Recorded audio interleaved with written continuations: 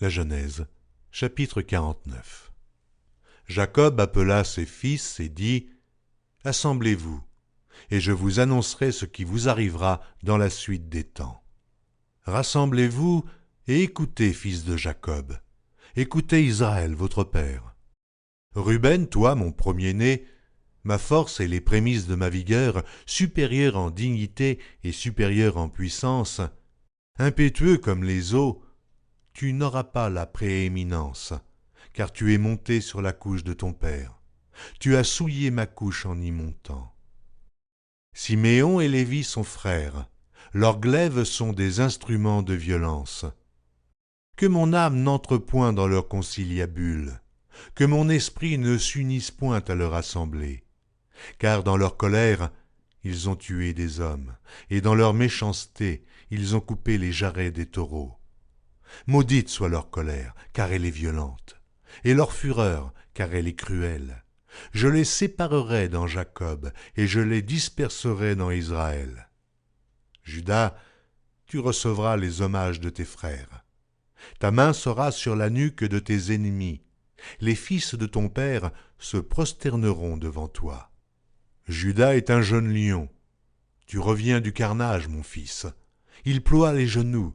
Il se couche comme un lion, comme une lionne. Qui le fera lever ? Le sceptre ne s'éloignera point de Juda, ni le bâton souverain d'entre ses pieds, jusqu'à ce que vienne le Shilo, et que les peuples lui obéissent.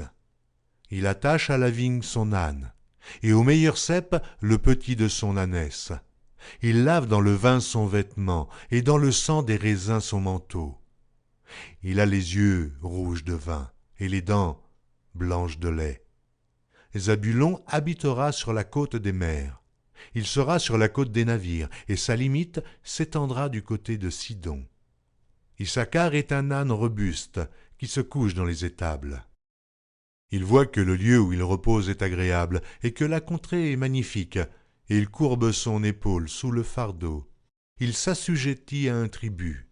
Dan jugera son peuple, comme l'une des tribus d'Israël. Dan sera un serpent sur le chemin, une vipère sur le sentier, mordant les talons du cheval pour que le cavalier tombe à la renverse. J'espère en ton secours, ô Éternel. Gad sera assailli par des bandes armées, mais il les assaillira et les poursuivra. Azer produit une nourriture excellente, il fournira les mets délicats des rois. Nephtali est une biche en liberté, il profère de belles paroles. Joseph est le rejeton d'un arbre fertile. Le rejeton d'un arbre fertile près d'une source. Les branches s'élèvent au-dessus de la muraille. Ils l'ont provoqué, ils ont lancé des traits. Les archers l'ont poursuivi de leur haine. Mais son arc est demeuré ferme, et ses mains ont été fortifiées par les mains du puissant de Jacob. Il est ainsi devenu le berger, le rocher d'Israël. C'est l'œuvre du Dieu de ton père qui t'aidera. C'est l'œuvre du Tout-Puissant qui te bénira. Des bénédictions des cieux en haut, des bénédictions des eaux en bas, des bénédictions des mamelles et du sein maternel. Les bénédictions de ton père s'élèvent au-dessus des bénédictions de mes pères, jusqu'à la cime des collines éternelles. Qu'elles soient sur la tête de Joseph, sur le sommet de la tête du prince de ses frères. Benjamin est un loup qui déchire. Le matin, il dévore la proie, et le soir, il partage le butin. Ce sont là tous ceux qui forment les 12 tribus d'Israël. Et c'est là ce que leur dit leur père en les bénissant. Il les bénit, chacun selon sa bénédiction.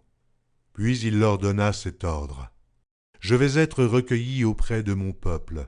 Enterrez-moi avec mes pères, dans la caverne qui est au champ d'Éphron, le Héthien.